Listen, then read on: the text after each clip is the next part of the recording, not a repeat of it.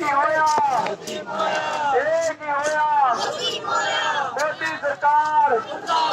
ਮੋਦੀ ਸਰਕਾਰ ਮੈਂ ਅਗਲੇ ਵੀਰਾਂ ਨੂੰ ਬੇਨਤੀ ਕਰਾਂਗਾ ਵੀ ਵੀਰੋ ਸਾਡੀ ਪਿੰਡ ਦੀ ਜੂਝ ਹੋਏ ਜਿਹੜੀ ਗੰਦੀ ਨਸਲ ਇਹਨੂੰ ਬਾਹਰ ਲੈ ਜਿਓ ਇਹਨੂੰ ਸਾਡੀ ਪਿੰਡ ਦੀ ਜੂਝ ਨਾ ਰੱਖਿਓ ਇਹਨੂੰ ਲੂਣੋ ਕਿਤੇ ਬਾਹਰ ਜਾ ਕੇ ਲੂਇਓ ਮੇਰੀ ਹੱਥ ਜੋੜ ਕੇ ਬੇਨਤੀ ਆ ਵੀਰੋ ਇਹਨੂੰ ਕਿਤੇ ਬਾਹਰ ਜਾ ਕੇ ਲੂਇਓ ਇਹ ਸਾਡੇ ਪਿੰਡ ਦੇ ਵਿੱਚ ਇਸ ਜਿਹੜੀ ਬਿਮਾਰੀ ਆ ਇਹ ਜਿਹੜੀ ਆ ਸੰਸਕਾਰ ਕਰਨ ਵਾਸਤੇ ਚੱਲੇ ਹਾਂ ਮੋਦੀ ਦਾ ਆ ਪਿੰਡ ਦੇ ਮੋਹਦਵਾਰ ਜਿਹੜੇ ਆ ਇਹ ਖਲੋਤੇ ਆ ਵੇਖਦੇ ਆ ਵੀ ਕੀ ਸਾਨੂੰ ਸੰਸਕਾਰ ਕਰ ਲੈਂਦੇ ਜਾਂ ਨਹੀਂ ਭਾਜੀ ਅਸੀਂ ਨਾ ਮੋਦੀ ਪੂਰਾ ਹੋ ਗਿਆ ਰਾਤ ਦੇ ਤੇ ਸੰਸਕਾਰ ਕਰਨਾ ਕਰੋਨਾ ਦੇ ਕਰਕੇ ਪੂਰਾ ਹੋ ਗਿਆ ਸੀ ਕਿਉਂਕਿ ਇਹਨੇ ਕਾਲੇ ਕਾਨੂੰਨ ਨਹੀਂ ਸਾਨੂੰ ਯਾਰ ਇਹ ਕਰੋਨਾ ਨੇ ਮਰਿਆ ਹੀ ਨਹੀਂ ਕਰਨ ਦੇਣਾ ਨਹੀਂ ਯਾਰ ਕਰ ਲੈਂਦੋ ਸਾਨੂੰ ਸੰਸਕਾਰ ਤੇ ਕਰ ਲੈਂਦੋ ਇਹ ਯਾਰ ਆਪਣਾ ਫਿਰ ਵੀ ਪ੍ਰਧਾਨ ਮੰਤਰੀ ਆ ਤੇ ਭਾਵੇਂ ਚਲੋ ਮਾੜੇ ਕਾਨੂੰਨ ਲੈ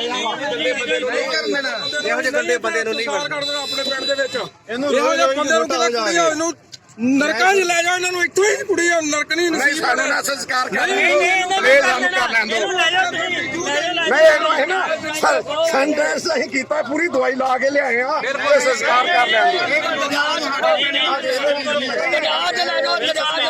ਮੈਂ ਕਰ ਲੈਂਦਾ ਸਾਡੇ ਪਿੰਡ ਦੇ ਦਵਾਈ ਲੈ ਜਾਓ ਵੱਡੇ ਰੋਡੇ ਲੈ ਜੀਏ ਇਹ ਮੋਦਵਾਰ ਕਹਿੰਦੇ ਆ ਬੜਿਆਂ ਦੇ ਸੰਸਕਾਰ ਨਹੀਂ ਕਰਨ ਦੇ ਨਾ ਇਹਨੂੰ ਹੱਡੇ ਰੋੜੇ ਲੈ ਜਾਓ ਭਰਾਓ ਅਸੀਂ ਤੁਹਾਡੇ ਨਾਲ ਗੁੱਸੇ ਨਹੀਂ ਹੋਣਾ ਨਾਰਾਜ਼ਗੀ ਨਹੀਂ ਅਸੀਂ ਗਾਂ ਕਿਤੇ ਜਾ ਕੇ ਸੰਸਕਾਰ ਕਰ ਲੈਂਦੇ ਆ ਠੀਕ ਆ ਚਲੋ ਪ੍ਰਧਾਨ ਜੀ ਇਹਨੂੰ ਲੈ ਜਾਓ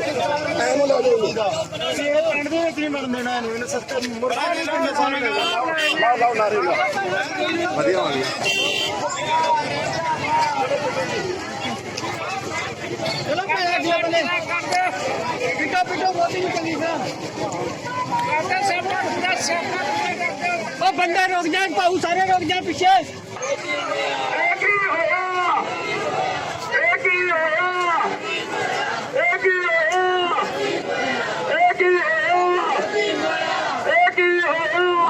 ਹੋਇਆ ਖੇਤੀ ਮੰਡੀ ਤੋਂ ਮੋਦੀ ਨੇ ਬੇੜਾ ਲੱਗਾ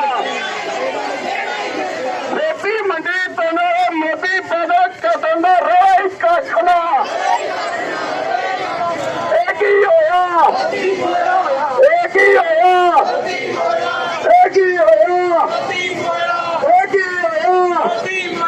ਇਹ ਕੀ ਹੋਇਆ ਮੈਂ ਬੇਨਤੀ ਕਰਦਾ ਜਿਹੜੇ ਬੰਦੇ ਨੇ ਭਾਂਡਾ ਕੱਚਾ ਲਿਆਂਦਾ ਪਾਣੀ ਭਰਦੇ ਹੋਵੇ